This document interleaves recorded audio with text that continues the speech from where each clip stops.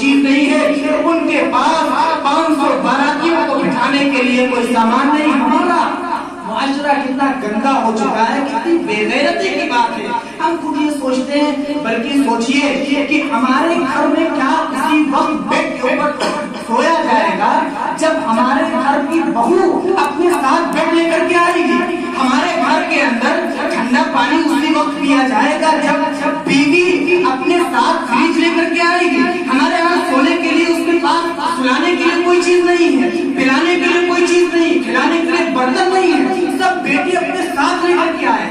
اس لیے مسلمانوں اس رسم و رواج کو، اس عبادت کو اس رسم و رواج سے پاک کیجئے، سنت کو سنت سمجھ کر کے انجام دیجئے۔ نکاح جتنا سادہ ہوگا زندگی کے اندر، اور خاص طور پر شادی کی زندگی کے اندر، خانگی امور کے اندر اتنی ہی برکتیں نازل ہوگی۔ اللہ تبارک تعالی ہمیں آپ کو سب کو عمل کرنے کی توفیق نصیب فرمائے۔ وآخر دعوانا الحمدللہ رب العالمین۔